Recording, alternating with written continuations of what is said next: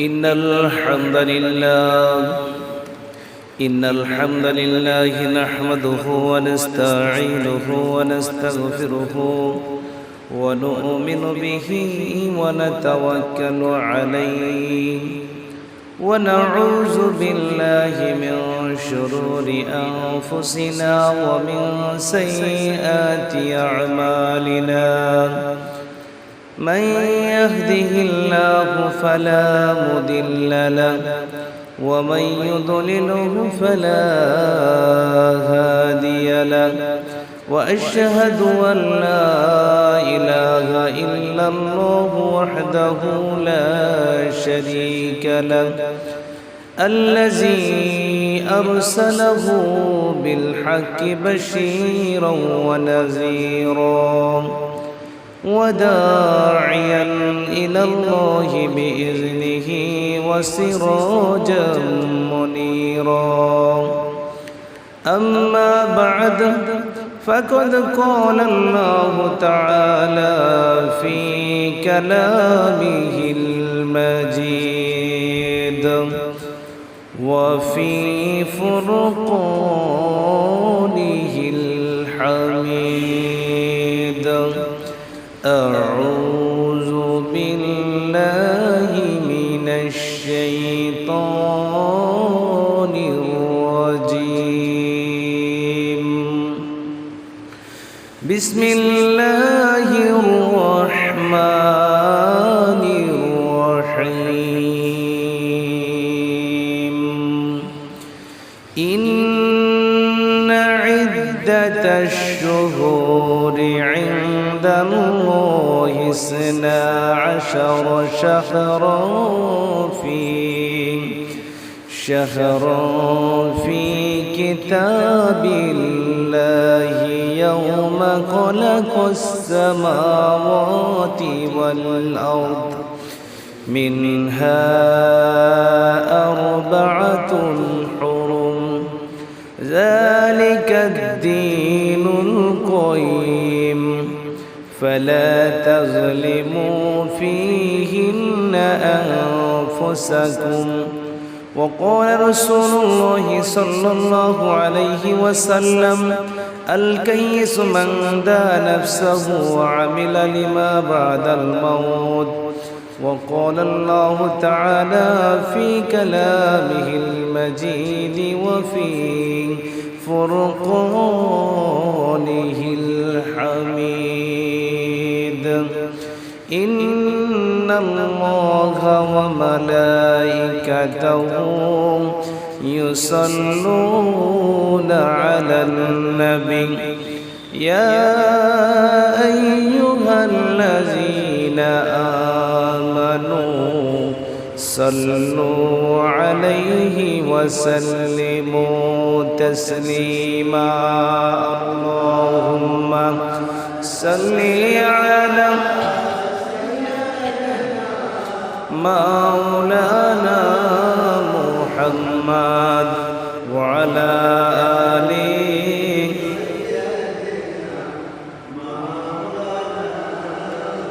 মক্কার মদিনাবাসী তোমরা কত ভাগ্যবান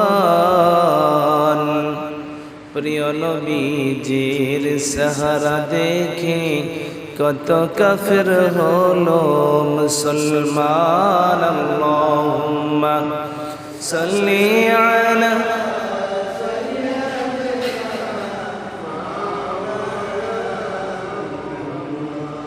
وعلى آله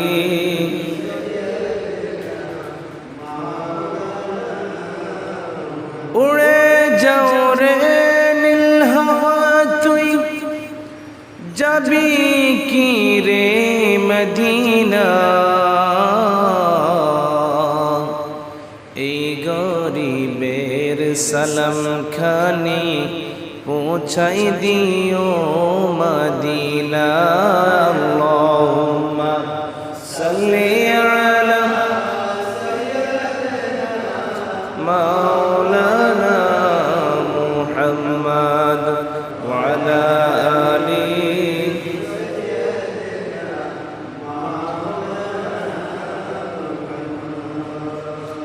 আলহামদুলিল্লাহ, আল্লাহ পাকের লাখ কোটি শুকরিয়া যে রব্বুল আলামিন আপনাকে আমাকে মায়া করে দয়া করে ইয়াউমুল জুমআর দিবসে আরবি বছরের প্রথম দিনে মুহররমের 1 তারিখ আজকে চলছে। মুহররমের 1 তারিখ আরবি বছরের 1447 হিজরির আজকে প্রথম দিনে আপনাকে আমাকে আল্লাহ রাব্বুল আলামিনের ঘরে আসার এবং বসার জন্য যিনি তৌফিক দান করেছেন, সেই জন্য একবার কালিমাতুশ শুকরিয়া আদায় করে নিব। আলহামদুলিল্লাহ। অসংখ্য অগণিত লক্ষ কোটি দরুদ সালাম প্রেরণ করব সর্বকালের সর্বশ্রেষ্ঠ মানুষ, মহানায়ক, মহান নবী, শ্রেষ্ঠ নবী, শাফাআতের কান্ডারি, হাউজে কাউসারের অধিকারী বিশ্বনবী জনাব মুহাম্মদুর রাসূলুল্লাহ সাল্লাল্লাহু আলাইহি ওয়াসাল্লামের উপরে দরুদ সালাম প্রেরণ করব সাল্লাল্লাহু আলাইহি ওয়াসাল্লাম। সম্মানিত প্রিয় হাজিরিন, আমরা আজকে মুহররম মাসের প্রথম দিনে এবং প্রথম জুমায় উপস্থিত হতে পেরেছি। আমরা খুশি না বেজার? বছরের আজকে আরবি বছরের প্রথম দিনে আজকে মুহররমের 1 তারিখ জুমার নামাজ দিয়ে শুরু, বলেন না সুবহানাল্লাহ। তাহলে আপনার আমার জন্য একটা কল্যাণের বিশাল একটা ব্যাপার।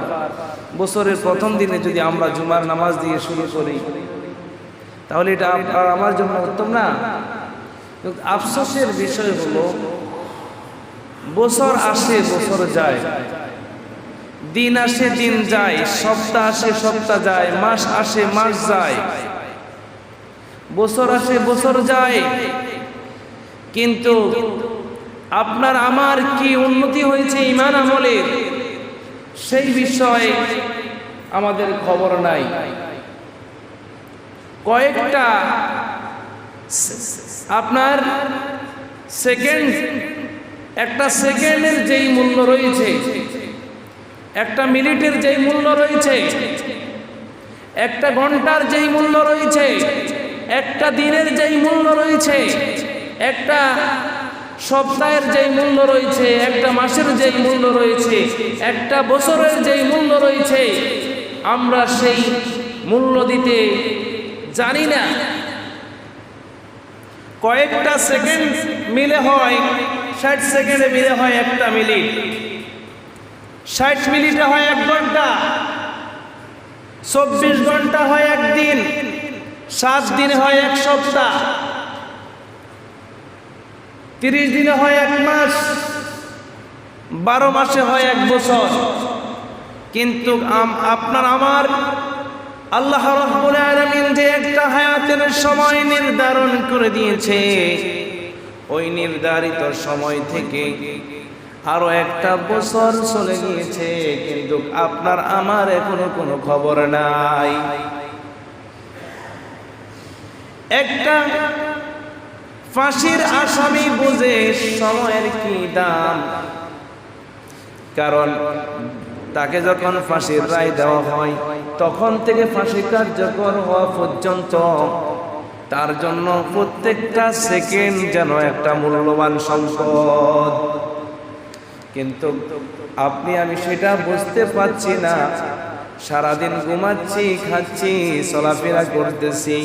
আল্লাহ রাব্বুল আলামিন কি জন্য আপনাকে আমাকে পৃথিবীতে প্রেরণ করেছেন, এই লক্ষ্য উদ্দেশ্য আপনার আমার ভিতরে নাই। এই জন্য মহান রব্বুল আলামিন 9 নম্বর সূরা আত-তাওবা 36 নম্বর আয়াতে কারিমার ভিতরে আল্লাহ রাব্বুল আলামিন বলে দিয়েছেন, ইন্না ইদ্দাতাশ শুহুরি ইনদাল্লাহ عند الله 12 شهرا في كتاب الله কি সুন্দর করে বলছেন ইন্না ইদ্দাতাশ শুহুরি ইনদাল্লাহি 12 শাহরান ফি কিতাবিল্লাহি ইয়াওমা খালাকাস সামাওয়াতি ওয়াল আরদ মিনহা আরবা'তুন হুরুম ذلك الدين القيم فلا تظلموا فيهن أنفسكم আল্লাহ রাব্বুল আলামিন বলেন নিশ্চয় মাস সমূহের গণনা আল্লাহর কাছে 12 মাস নিশ্চয় মাস সমূহের গণনা আল্লাহর কাছে কয় মাস 12 মাস এটা আল্লাহর হিসাবে মাস হয়েছে 12টা এই 12 মাসের ভিতরে এর মধ্যে বিশেষ রূপে 4টি মাস রয়েছে সম্মানিত কয়টি মাস 12 মাসের ভিতরে 4টি মাস হয়েছে সম্মানিত এই 4টি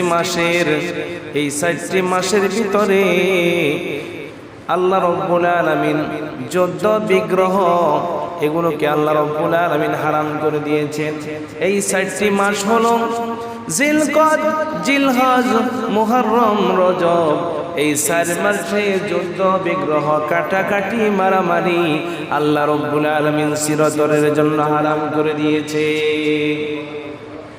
একটা ব্যক্তি কোনো একটা ব্যক্তিকে যদি খুন করার পরেও তার পরিবারের লোক এই প্রতিশোধটা নেয় না এই 4 মাস অতিক্রম করার পর তার খুনের প্রতিশোধ সে আবার নেয় কিন্তু এই 4 মাসে যুদ্ধ বিগ্রহ হানাহানি আল্লাহ রাব্বুল আলামিন হারাম করে দিয়েছেন আর এটাই হচ্ছে প্রতিষ্ঠিত ধর্ম এটাই ইসলামী ধর্ম এটাই ইসলামী বিধান এটাই ইসলামী শাসন এইজন্য আল্লাহ রাব্বুল আলামিন বলেছেন ফালা তাজলিমু ফীহিন্না আনফুসাকুম কাজেই এই সময়ের মধ্যে নিজেদের উপর জুলুম করো না এই যে 4টা মাস রয়েছে এই মাসের উপর তোমরা নিজেরা নিজেদের উপর জুলুম করো না অত্যাচার করো না মারামারি করো না কাটাকাটি করো না হানাহানি করো না গুনাহের মধ্যে লিপ্ত থেকো না আল্লাহ রাব্বুল আলামিন এর দ্বারা আপনাকে আমাকে বুঝাইতে চেয়েছেন তাহলে মাসের 12 মাসে 1 বছর হয় আল্লাহর গণনা 12 মাস এই 12 মাসকে আপনাকে আমাকে কাজে লাগাতে হবে গত 1 বছর আপনি আমি কি আমল করছি না করছি আপনি নিজেকে নিজে হিসাব মিলিয়ে দেখেন আপনি 1 বছরে কত টাকা ইনকাম করেন কত টাকা খরচ করেন সকল হিসাব আপনার কাছে থাকে কিন্তু আপনার উচিত গত 1 বছরে কতটুকু নেক আমল করছি কতটুকু নেক আমল করি নাই আপনার আমার এই হিসাবটা থাকা দরকার আছিল কিনা এই হিসাবটা দরকার ছিল কিন্তু আপনার আমার সেই হিসাব আপনার আমার ভিতরে নাই সেই হিসাবটা আপনার আমার ভিতরে নাই সুতরাং প্রিয় হাজিরিন আপনাকে আমাকে এই হিসাবগুলো করতে হবে সময় যেহেতু চলে যায় আপনি টের পান নাই গত সপ্তাহ জুমার নামাজ পড়ার পরে আবার সপ্তাহ চলে আসে 1 মাসের পর আরেক মাস চলে আসে একটা বছরের পরে একটা বছর চলে আসে আপনার জন্য আল্লাহ রাব্বুল আলামিন যেই 50 বছর 60 বছর 70 বছর 80 বছর 90 বছর বরাদ্দ করেছে এই বরাদ্দ সময়টুকু থেকে আপনার আরেকটা বছর যেই চলে গিয়েছে আপনার আমার ভিতরে সেই অনুশোচনাটা নাই কথা বলেন ঠিক কিনা সেই অনুতপ্তটা নাই সেই হিসাব আপনার আমার ভিতরে নাই আমরা মনে করি বয়স যত হয় মানুষের মনে হায়াত আরো বাড়ে না ভাই বয়স যত বেশি হয় তত আপনার হায়াতের যেই নির্ধারিত পরিমাণ আছে সেই পরিমাণ থেকে শেষ হয়ে যায়। এজন্য আল্লাহ রাব্বুল আলামিন মহাগ্রন্থ আল কোরআনের কারীমের ভিতরে বলছেন, আল্লাযী খলাকাল মাউতা ওয়াল হায়াতা লিয়াবলুয়াকুম আইয়ুকুম আহসানু আমালা। আল্লাহ রাব্বুল আলামিন মৃত্যু এবং জীবন সৃষ্টি করেছে মানুষকে পরীক্ষা করার জন্য। এই পরীক্ষার জীবনে কে ভালো আমল করে আল্লাহর নিকট আসতে পারে, এই জন্য আল্লাহ তাআলা মৃত্যু এবং জীবনকে সৃষ্টি করেছেন এবং তার জন্য নির্ধারিত হায়াত বরাদ্দ করেছেন। কথা বলে ঠিক কিনা? নির্ধারিত হায়াত বরাদ্দ করেছেন। এই হায়াত বরাদ্দ করার পর আল্লাহ রাব্বুল আলামিন আবার এই হায়াতের কসম করেছে। আল্লাহ তাআলা সূরা আসরে বলেছেন, ওয়াল আসর, সময়ের কসম, যুগের কসম, কালের কসম করে আল্লাহ রাব্বুল আলামিন মানুষদেরকে বলতেছেন সময়ের কসম, ইন্নাল ইনসানা লাফি খুসর, অবশ্যই নিশ্চয় মানুষ ক্ষতির মধ্যে নিমজ্জিত হয়ে রয়েছে। নিশ্চয় সকল মানুষ ক্ষতির মধ্যে নিমজ্জিত, তবে তারা ক্ষতির মধ্যে নিমজ্জিত নয়। ইল্লাল্লাযীনা আমানু ওয়া আমিলুস সালিহাতি ওয়া তাওয়াসাউ বিল হাক্কি ওয়া তাওয়াসাউ বিস সাবর, তারা ব্যতীত যারা ঈমান এনেছে, আমলে সালিহা করেছে, হকের উপর প্রতিষ্ঠিত ছিল, হকের কথা বলেছে, ধৈর্য ধারণ করার উপদেশ দিয়েছে, এই চার শ্রেণী ব্যতীত সকল মানুষ ক্ষতির মধ্যে নিমজ্জিত। আল্লাহ রাব্বুল আলামিন এটি কসম করে বলেছে। বলেন সুবহানাল্লাহ। কি করে বলেছে? কসম করে বলেছে। প্রত্যেকটা মানুষ দুনিয়ার ধান্দায় লিপ্ত রয়েছে। বাড়ি, গাড়ি, অর্থ সম্পদ এগুলো কিভাবে বাড়বে এই নিয়ে মানুষ প্রতিযোগিতার মধ্যে নিমজ্জিত রয়েছে। মানুষ খেলায় খেলায় সময়কে নষ্ট করে দিচ্ছে। এজন্য ইমাম রাজি রাহিমাহুল্লাহ তিনি বলেন, তোমরা ওই বরফ বিক্রেতার প্রতি নজর দাও যেই বরফ বিক্রেতা বাজারে বরফ বিক্রি করার জন্য সকালবেলা 10 কেজি ওজনের একটা বরফ বাজারে বিক্রি করার জন্য নিয়েছে, বিকেল বেলা সে এই বরফ 10 কেজি আর থাকবে না, গলে গলে বরফ পানি হয়ে যাবে। ওই বরফ বিক্রেতা বলতেছেন, আমার বরফকে কে আসো কেনার জন্য নিয়ে যাও, আমার সম্পদ ধ্বংস হয়ে যাচ্ছে, আমার বরফ গলে ছাই হয়ে যাচ্ছে, আমার বরফ বলে পানি হয়ে যাচ্ছে। তোমরা আমার বরফটার প্রতি লক্ষ্য করো, আমার ব্যবসার প্রতি লক্ষ্য করো, আমার ব্যবসাটা লস হয়ে যাচ্ছে। ধরেন 10 কেজি ওজনের একটা বরফের চাকা আপনার সকালবেলা যদি 100 টাকা বিক্রি করতে পারে, বিকেল বেলা এই বরফের চাকা কি 100 টাকা বিক্রি করতে পারবে না, কারণ এই বরফটা গলে গলে পানি হয়ে যাবে, তখন আর কেউ নিবে না। মানুষের হায়াতের জিন্দেগিও এইরকম একটা বরফের মতো। আল্লাহ রাব্বুল আলামিন মানুষের হায়াতের জিন্দেগিকে একটা বরফের চাকার সাথে তুলনা করেছে। এই বরফের চাকা যেইভাবে আস্তে আস্তে গলে যায়, যতই সময় যায় ততই গলে যায়, মানুষের হায়াতের জিন্দেগিটা এইরকম ভাবে বরফের মতো গলে যায়। সুতরাং আপনাকে আমাকে ওই বরফটা যেইভাবে সুন্দরভাবে সংরক্ষণ করে ফ্রিজে রাখলে যেইভাবে বরফটা আর গলা যায় না, সেইভাবে আল্লাহ রাব্বুল আলামিন যে হায়াতের জিন্দেগি আপনাকে আমাকে দিয়েছে, ওই হায়াতের জিন্দেগিতে আপনি আমি যদি নেক আমল করতে পারি, পরকালটা আপনার আমার জন্য সুখের জায়গা হয়ে যাবে। বলেন সুবহানাল্লাহ। কিসের জায়গা হবে? সুখের জায়গা হবে। দুনিয়ার জীবন ক্ষণস্থায়ী, মানুষের কোনো বিশ্বাসের কোনো নিঃশ্বাস নাই, 1 সেকেন্ডের নাই রে আশা, যতই করো রং তামাশা, দম পুরালে যাবি চলে কবর দেশেতে, ও অবুঝ মন কবরেতে জ্বলবি সারাক্ষণ। যিনি বানাইলো তোমায় তার গেলি বলিয়া, গল্প ছবি হাসি আড্ডা জীবন দিলি কাটাইয়া। কথা বলেন ঠিক কিনা? নিঃশ্বাসের কোনো বিশ্বাস আছে? কোনো মানুষের কোনো বিশ্বাস নাই, কোনো মানুষের নিঃশ্বাসের কোনো বিশ্বাস নাই। মানুষ কখন কে কোথায় মারা যায় এটার কোনো স্থায়িত্ব নাই। সুতরাং আল্লাহ রাব্বুল আলামিন এর জন্য মানুষকে বলছেন সময়ের গুরুত্ব দেওয়ার জন্য। কিন্তু এখন আমরা মানুষ সময়ের গুরুত্ব ঠিক মতো দিচ্ছি না। বছরের পর বছর পার করতেছি, আমল নামার কতটুকু উন্নতি হয়েছে কতটুকু অবনতি হয়েছে এই চিন্তা চেতনা কোনো মানুষের ভিতরে নেই। কথা বলেন ঠিক কিনা? এই চিন্তা কারো ভিতরে নেই। সুতরাং এজন্য বিশ্বনবী জনাব মুহাম্মদুর রাসূলুল্লাহ সাল্লাল্লাহু আলাইহি ওয়াসাল্লাম বলেছেন, আল কাইয়িসু মান দা নাফসাহু ওয়া আমিলা লিমা বাদাল মাউত।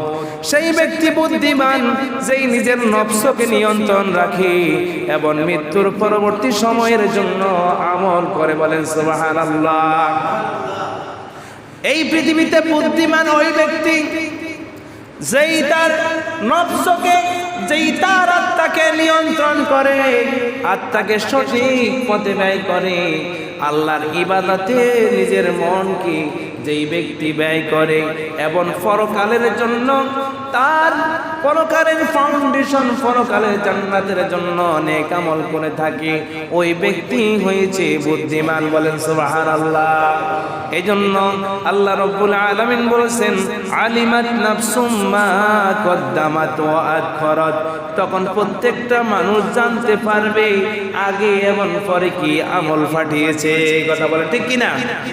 মানুষ অন্ধকার কবরে গিয়ে পরকালে গিয়ে বুঝতে পারবে দুনিয়ার জমিনে কি আমল আগে পাঠিয়েছে, কি আমল পরে পাঠিয়েছে।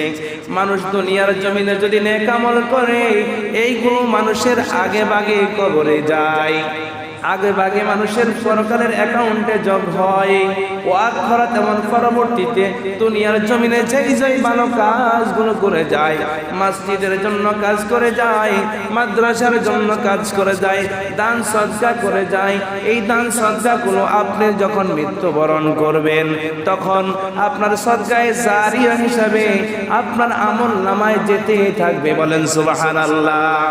এইটুকু মানুষ যখন পরকালে অন্ধকার কবরে যাবে তখন মানুষ বুঝতে পারবে সে আগে কতটুকু আমল পাঠিয়েছে, পরে আমল করার জন্য তার অ্যাকাউন্টে যোগ হওয়ার জন্য কতটুকু অ্যাকাউন্ট করে এসেছে, কতটুকু তার অ্যাকাউন্টে আমল নামা আসবে, এইটুকু মানুষ জানতে পারবে। কথা বলেন ঠিক কিনা?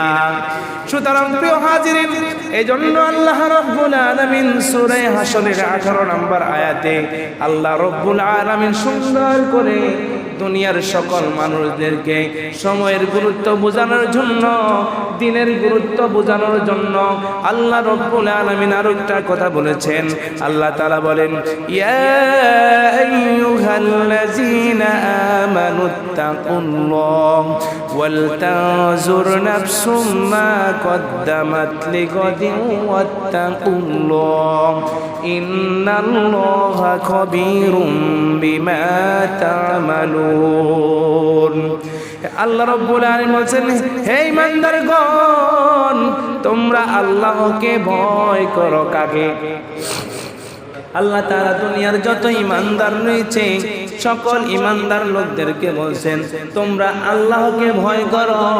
যেই ব্যক্তির হৃদয়ের ভিতরে, যেই ব্যক্তির দিলের ভিতরে আল্লাহর ভয় থাকবে, তার দ্বারা অন্যায় কাজ হবে না, তার দ্বারা খারাপ কাজ হবে না, তার দ্বারা জুলুম অত্যাচার হবে না, তার দ্বারা অপকর্ম হবে না। কথা বলেন ঠিক কিনা? যার হৃদয়ে আল্লাহর ভয় আছে সেই যতই মুসিবতে থাকুক, যতই বিপদ আপদে থাকুক, সেই সর্ব অবস্থায় আল্লাহকে ডাকে, সে আল্লাহর ইবাদত করে। কথা বলেন ঠিক কিনা? সুতরাং এই জন্য আল্লাহ তাআলা বলছেন, হে ইমানদারগণ, তোমরা আল্লাহকে ভয় করো। শুধু ভয় করলে হবে না, আর প্রত্যেকের যেন লক্ষ্য রাখে সেই আগামীকালের জন্য কি প্রস্তুত করে নিয়ে রেখেছে। মানে প্রত্যেকের এই বিষয় লক্ষ্য রাখা উচিত। সেই আগামীকাল, আগামীকাল মানে হচ্ছে পরকাল। এই পরকালের জন্য সেই কি নিয়ে আসতেছে, কি আগামীকালের জন্য সেই কি প্রস্তুত করে রেখেছে। দুনিয়ার জমিনের সুখ শান্তির জন্য মানুষ টাকা পয়সা ব্যাংক ব্যালেন্স সকল কিছু করে, বিল্ডিং করে, অট্টালিকা করে, কত কিছু করে, কি করে না।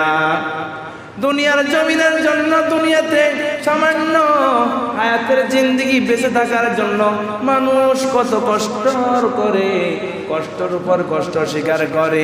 অথচ পরকালে আল্লাহ রাব্বুল আলামিন যেই জান্নাত দিবে, জান্নাতুল ফেরদাউস হলো 100 তালা।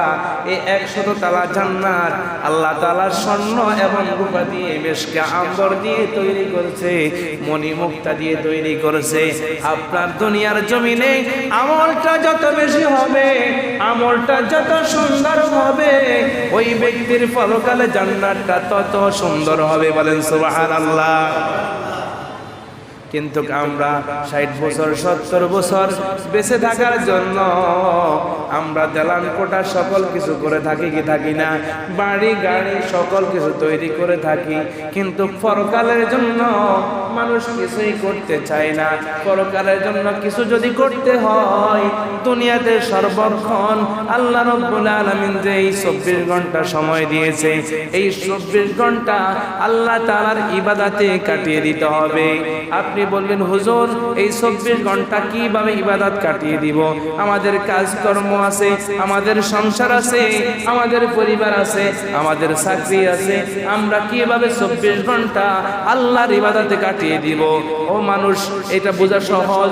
কোন ব্যক্তি যদি 5 ওয়াক্ত নামাজ জামাতের সঙ্গে পড়ে, অথবা 5 ওয়াক্ত নামাজ যদি পড়ে, তাহলে সেই জোহরের নামাজ ফজরের নামাজ জামাতের সঙ্গে পড়েছে।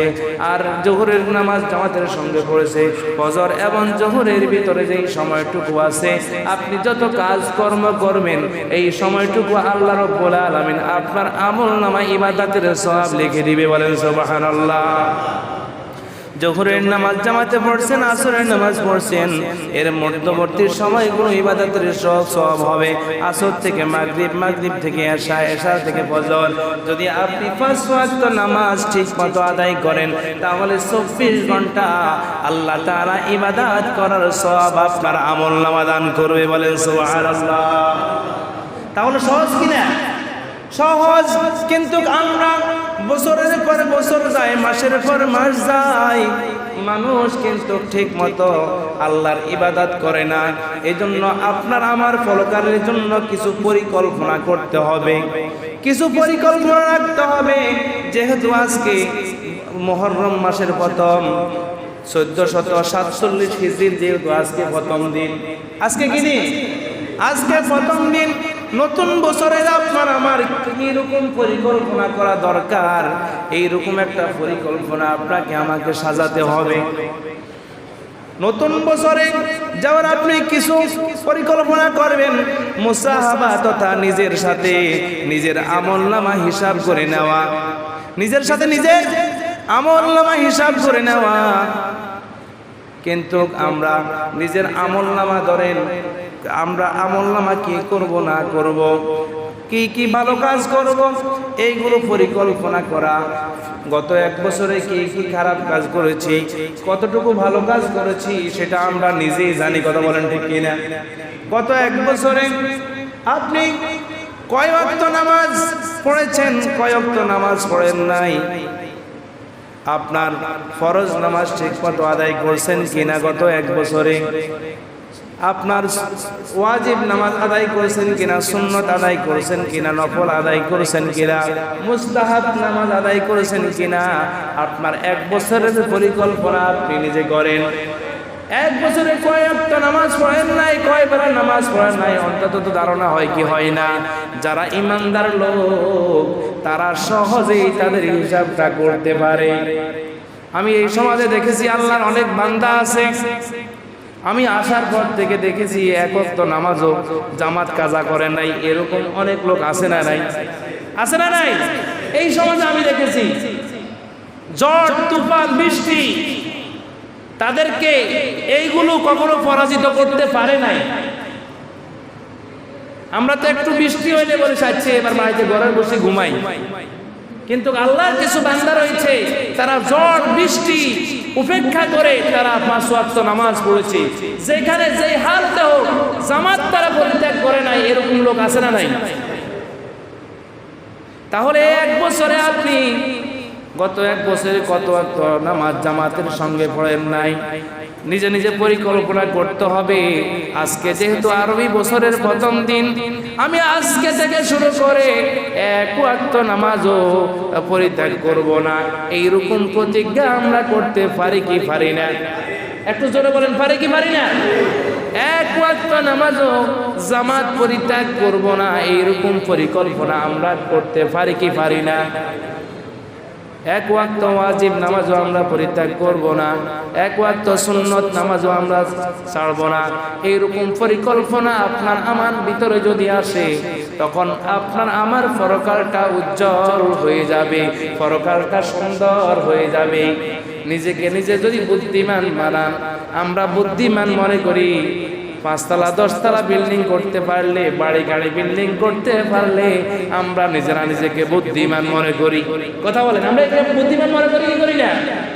কিন্তু আল্লাহ রাসূল বলেন বুদ্ধিমান ওই ব্যক্তি যেই মৃত্যুর পরবর্তী কালের জন্য আমল করতে পারে, ওই ব্যক্তিটা হচ্ছে বুদ্ধিমান।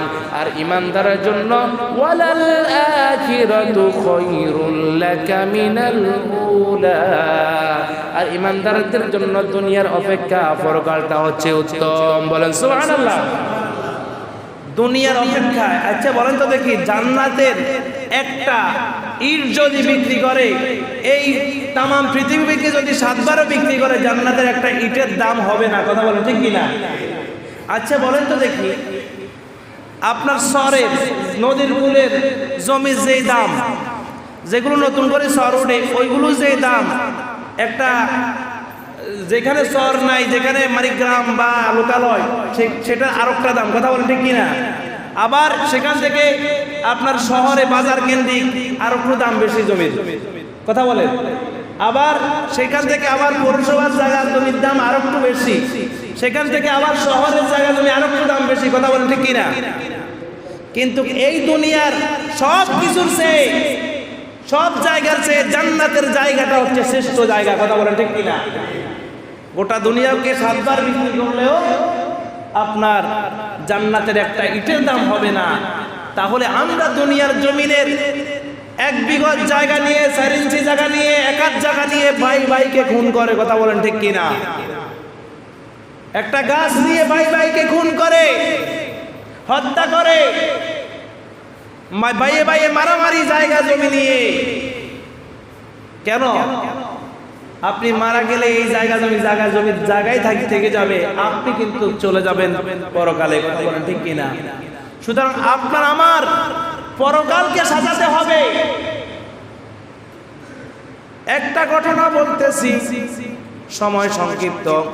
ধরেন একটা রাজা, সে জানতে পারলো তার ক্ষমতা যখন হস্তান্তর হবে, তাকে ঘোষণা করে দিয়েছে ওই দেশের একটা চল হলো যে এই রাজার ক্ষমতা শেষ, ওই রাজাকে তারা অন্য জায়গায় পৌঁছিয়ে দেয়, বাইরে এই দেশে আর থাকতে দেয় না।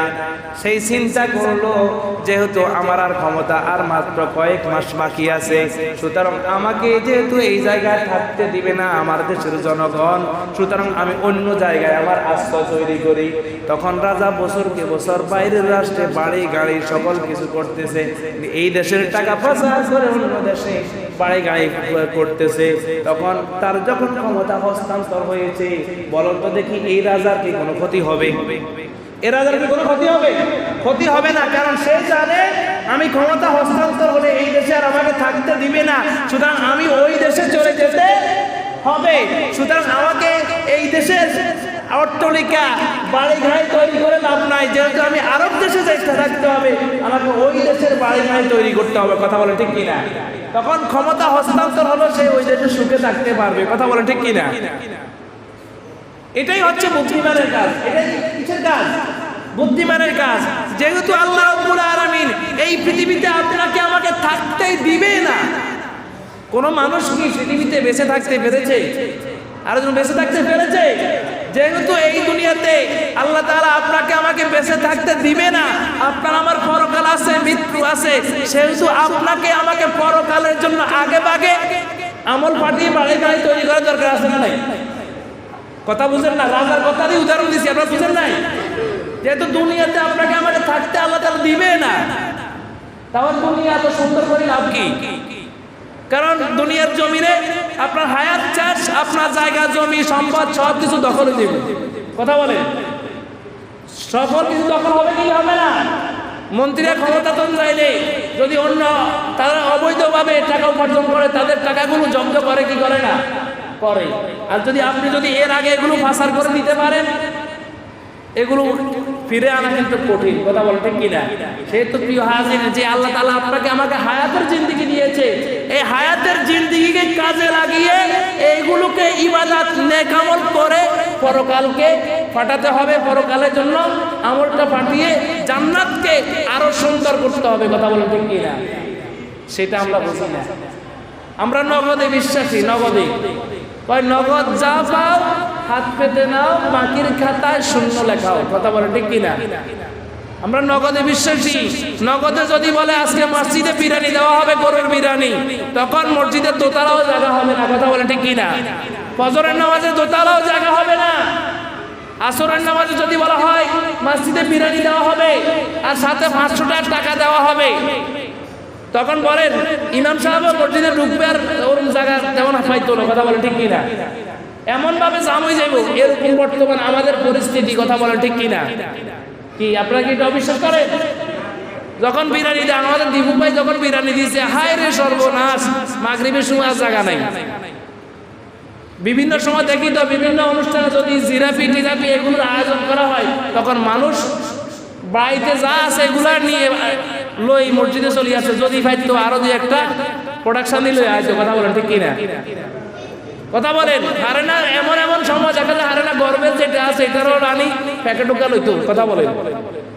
এরকম হয় কি হয় না? যদি আগে যদি ঘোষণা দেওয়া হয় মসজিদে বিরিয়ানি দিল, তখন এরকম বলে পোলাহান সবরে বাড়িতে ফ্যামিলির স্ত্রীকে বলে পোলাহান সবরে আজকে মসজিদে পাঠাইতে হইব। কারণ সবগুলো যদি একটা একটা প্যাকেট নেয়, মোটামুটি আমাদের ঘরটা প্যাকেট মেলা যাবে। কথা বলেন ঠিক কিনা? এই হয়েছে আমাদের অবস্থা, এই হয়েছে আমাদের পরিস্থিতি। সুতরাং প্রিয় হাজিরিন, পরকালকে সাজাইতে হলে এই দুনিয়াতে নেক আমল, ভালো কাজ, সৎ কাজ করে আপনাকে আমাকে পরকালটা সুন্দর করতে হবে। নামাজ নাই, রোজা নাই, হজ নাই, জাকাত নাই, টাকা আছে জাকাত দেয় না, টাকা আছে হজ করে না, শরীর সুস্থ আছে নামাজ পড়ে না, এইরকম লোক আছে না নাই? দোকানে বসে বসে আড্ডা দেয়, গল্প গুজব করে, গীবত শেখায়ত করে, এইরকম লোক আমাদের দেশে আছে না নাই? আপনাদের দিকে নাই, আমাদের ওইদিকে আছে। আপনাদের দিকে নাই, আমাদের ওইদিকে আছে। আপনাদের এলাকার মানুষ খুব ভালো। সুতরাং তাহলে এই গীবত শেখায়ত করলে আপনার আমলনামা কি নেকিবদি থাকবে? থাকবে না। সুতরাং নতুন বছরের পরিকল্পনা আমাদের কি করতে হবে? নেক আমল বাড়ানোর চিন্তা করতে হবে। দ্বিতীয় নাম্বার, নতুন বছরের পরিকল্পনা করতে হবে। যেহেতু আজকে বছরের প্রথম দিন, আর ওই বছরের গত এক বছর কোরআন কতটুকু কোরআন অধ্যয়ন করছি, কতটুকু কোরআন পড়ছি, কতটা হাদিস পড়ছি, এরকম পরিকল্পনা করতে পারি কি পারি না? বা এখন থেকে আগামী এক বছর, আজকে আরবি বছরের প্রথম দিন, আমরা আগামী এক বছরে কোরআন শরীফ 1 খতম দিব বা 2 খতম দিব বা এতটা হাদিস পড়বো, এরকম পরিকল্পনা করতে পারি কি পারি না? গত বছর কম করছি, এই বছর আরো বেশি করব, এরকম পরিকল্পনা আমরা করতে পারি কি পারি না? গত বছর কোরআন শরীফ কম পড়েছি, এই বছর আরো বেশি পড়বো, এই পরিকল্পনা আমরা করতে পারি কি পারি না? পারি। যদি এইরকম পরিকল্পনা করতে পারেন, আপনি বুদ্ধিমান। আপনি কি বুদ্ধিমান? আপনি চিন্তা করেন, এবছর জায়গা জমি ওইটা কিনতে হইব, এবছর 10 তলা বিল্ডিং করতে হবে, এই বছর এটা কিনতে হবে, ওইটা কিনতে হইব, এরকম পরিকল্পনা আপনার ভিতরে থাকে। কথা বলেন ঠিক কিনা? কিন্তু আমলের পরিকল্পনা নাই। 3 নম্বর পরিকল্পনা, আপনি গত বছর কতটুকু মিথ্যা কথা বলেছেন, তা কতটুকু গীবত করেছেন, কতটুকু সকলপুরি করেছেন, কতটুকু মানুষকে হিংসামি করেছেন, এইগুলো কতটুকু অহংকার করেছেন মানুষের সাথে, সামনের দিনগুলোতে মানুষের হিংসা করব না, মিথ্যা কথা করব না, গীবত করব না, শিকায়ত করব না, সকলপুরি করব না, এইরকম পরিকল্পনা করা যায় কি যায় না? আরো জোরে বলেন, যায় কি যায় না? গত বছর খারাপ ছিলাম, এই বছর ভালো হয়ে চলবো, এইরকম পরিকল্পনা যদি আমরা নিতে পারি, আমরাই বুদ্ধিমান। কথা বলেন ঠিক কিনা? পরিবার, আত্মীয় স্বজন, বন্ধু বান্ধবের হক আদায় করে দিয়েছে কিনা গত এক বছর, এগুলো চিন্তা করবেন। গত বছর থেকে পরিবারের সাথে এই বছর আরো ভালো সম্পর্ক রাখবো, আত্মীয় স্বজনের সাথে আরো ভালো সম্পর্ক রাখবো, বন্ধু বান্ধবের সাথে আরো ভালো সম্পর্ক রাখবো, এইরকম পরিকল্পনা আমরা করতে পারি কি পারি না? গোপনে কত দান সদকা, গোপনে দান সদকা, গত এক বছর কত টাকা দান সদকা করছি, গত বছরের তুলনায় এই বছরে আরো বেশি দান সদকা করবো, এরকম পরিকল্পনা করতে পারি কি পারি না? গত বছর যদি মসজিদে দৈনিক প্রতি সপ্তাহ 5 টাকা করে দিই, এই সপ্তাহ মসজিদে 10 টাকা করে দিব। গত বছর যদি 10 টাকা করে দিয়েছেন, এই বছর 20 টাকা করে দিব প্রতি সপ্তাহ জুমার দিন। এইরকম পরিকল্পনা করা যায় কি যায় না? গত বছর কত মানুষকে সহযোগিতা করছেন, এই বছর তার চেয়ে আরো ভালো মানুষ, আরো বেশি মানুষকে সহযোগিতা করব, এইরকম পরিকল্পনা করা যায় কি যায় না? গত বছর কত অপরাধ করেছি, এইগুলোর জন্য তাওবা করতে হবে, ইস্তেগফার করতে হবে, নিজের ভুলের জন্য আল্লাহর কাছে স্বীকারোক্তি দিতে হবে। আল্লাহ, গত বছর অনেক গুনাহ করেছি, অনেক গীবত করেছি, শিকায়াত করেছি, নিজের উপর অনেক জুলুম করেছি। আল্লাহুম্মা ইন্নী যালামতু নাফসি যুলমান কাসীরা, হে আল্লাহ, আমি নিজের উপর নিজে অনেক বেশি জুলুম করে দিয়েছি। আপনি যদি মাফ না করেন, আমাকে মাফ করার মতো কোনো মানুষ আর নাই। কথা বলেন ঠিক কিনা? ওয়ালা ইয়াগফিরুয যুনুবা ইল্লা আনতা, আপনি যদি আমার অপরাধ ক্ষমা না করেন, আমার অপরাধ ক্ষমা করার মতো আর কেউ নাই। গত বছরের অপরাধের জন্য আল্লাহর কাছে তাওবা করেন, আল্লাহ আর অপরাধ করব না, আর পাপ করব না, আর গুনাহ করব না। দৃঢ় প্রতিজ্ঞা করেন ভবিষ্যতে গুনাহ না করার জন্য, যে এখন আগামী এক বছর চলতেছে গুনাহ আর করব না, এইভাবে দৃঢ়ভাবে নিজেকে নিজে প্রতিজ্ঞাবদ্ধ করতে হবে। কথা বলেন ঠিক কিনা? আজকে থেকে ভালো হয়ে চলতে হবে। ইলম ও দাওয়াত, ইসলামের দাওয়াত কতটুকু মানুষের মাধ্যমে দিয়েছি, যতটুকু কোরআন হাদিস জেনেছি, এই দাওয়াতগুলো কতটুকু মানুষের মাধ্যমে প্রচার করেছি, কয়জন মানুষকে নামাজি করেছি। একজন বেনামাজি মানুষ দোকানে বসে আছে, আমি তাকে নামাজে আনছি, এটাই হচ্ছে আপনার দাওয়াত। কথা বলেন ঠিক কিনা? এটা দাওয়াত হয় কি হয় না? আগের যুগে দেখলাম ফজরের বেলা, ফজরের সময় মানুষ আজান দেওয়ার পরে বাড়িয়ে বাড়িয়ে ডাকতো, এরকম ডাকতো কি ডাকতো না? বাড়িয়ে বাড়িয়ে ডাকতো, মানুষ ঘুম থেকে তুলে আনতে, একসাথে মসজিদে জামাতের সাথে পড়তো। এখন কিন্তু কারো ওইরকম নাই। কথা বলেন, এরকম এখন দেখতেছি না মানুষ। সুতরাং আপনি প্রত্যেক দিন টার্গেট নেন। একজন বেনামাজি সেই নামাজ পড়ে না, আজকে আমি তার পিছনে দরকার চা পানি খাওয়াই এলো, তারে মসজিদে আনো, এরকম পরিকল্পনা করতে পারি কি পারি না? একটা লোক সিগারেট খাইতেছে, আমি তাকে সিগারেট থেকে বিরত রাখার জন্য তাকে কোরআন হাদিস দিয়ে বুঝাবো। একটা লোক খারাপ কাজ করতেছে, আমি তাকে ভালো পথের দিকে ডেকে আনবো, এরকম পরিকল্পনা আমরা করতে পারি কি পারি না? একটা একটা করে পরিকল্পনা করেন না, একটা একটা করে নিজেকে নিজে পরিকল্পনা করেন। আমি মানুষকে আমার বাড়িতে, ঘরে, সমাজে কোনো মানুষকে বেনামাজি থাকতে দিব না। যেই মানুষটা বেশি বেনামাজি, নামাজ ঠিক মতো পড়ে না, আগে আমি যাই তাকে ধরবো, তার ভিতরে শ্রম ব্যয় করবো, তাকে সম দিব, সম দিয়ে তাকে মসজিদের দিকে আনবো। এইরকম পরিকল্পনা আমরা দাওয়াতি কাজ করতে পারি কি পারি না? এইরকম দাওয়াতি কাজ যদি প্রত্যেক মানুষে করত, তাহলে এই সমাজে একটা বেনামাজি খুঁজে পাওয়া যেত না। কথা বলেন ঠিক কিনা? বাংলাদেশে কোনো বেনামাজি খুঁজে পাওয়া যেত না। কিন্তু আমরা এখন নিজে নিজে নামাজ পড়ি, আরেকজন দোকানে বসে রয়েছি, তাকে ডাকিও না। কথা বলেন, নিজে ঘর থেকে নামাজ পড়ার জন্য আসি, নিজের ঘরের মধ্যে ছেলে আছে, তাদেরকে আসার সময়, তাকে ঘর থেকে আসার সময় নামাজের দিকে নিয়ে আসি না। কথা বলেন ঠিক কিনা? অথচ আমাদের বাবাদের উচিত বাড়ি থেকে আসার সময় আপনার ঘরে যদি ছেলে সন্তান থাকে, তাকে মসজিদের দিকে নিয়ে আসা, আবার তাদেরকে নিয়ে আসতে হবে যারা বালেগ, একবারে নাবালেগ থেকে বাচ্চা, তাকে আনা দরকার নাই। সে আইলে মসজিদে গন্ডগোল শুরু করবে। কথা বলেন ঠিক কিনা? তাকে সুন্দর করে বুঝাইতে হবে, বলো বাবা তুমি আরো বড় হলে যাইবা, সুন্দর করে তাকে বুঝাতে হবে। সুতরাং এইরকম পরিকল্পনাগুলো আমরা করতে পারি কি পারি না? সুতরাং আমরা যেহেতু নতুন বছরের প্রথম দিন, আমরা প্রতিজ্ঞাবদ্ধ হব যেন বেশি বেশি করে নেক আমল করতে পারি। নেক আমলের প্রতিযোগিতা করতে হবে, তাহলে আপনি হলেন বুদ্ধিমান। টাকা পয়সা বাড়ি গায়ের প্রতিযোগিতা করতে ধ্বংসের দিকে চলে যাবে। কথা বলেন ঠিক কিনা? কারণ অধিক সম্পদের লোভে মানুষকে গাফেল করে রাখে। এই জন্য আল্লাহ তাআলা বলছেন, ইয়া আইয়ুহাল ইনসানু মা গররাকা বিরাব্বিকাল কারীম, হে মানুষ, কিসে তোমার প্রতিপালক থেকে তোমাকে গাফেল করে রেখেছে? কিসে, কোন জিনিসটা? যেই আপনি মনে করবেন যে জিনিসটা আপনার ইবাদত করতে বাধা দেয়, ওই জিনিস করা দরকার নেই। কথা বলেন ঠিক কিনা? যেই জিনিস করলে আপনি নামাজ পড়তে পারেন না, রোজা রাখতে পারেন না, ওই জিনিস থেকে আপনাকে দূরে সরে আসতে হবে। কথা বলেন। আমরা এমন এমন কাজ কর্ম করি, নামাজ পড়ার সময় পাই না। বাংলাদেশে এরকম লোক আছে না নাই? চাকরি বাকরি আছে, অনেকে চাকরি বাকরি করে, সেখানে নামাজ পড়ার সুযোগ দেয় না, এরকম আছে না নাই? আছে না নাই?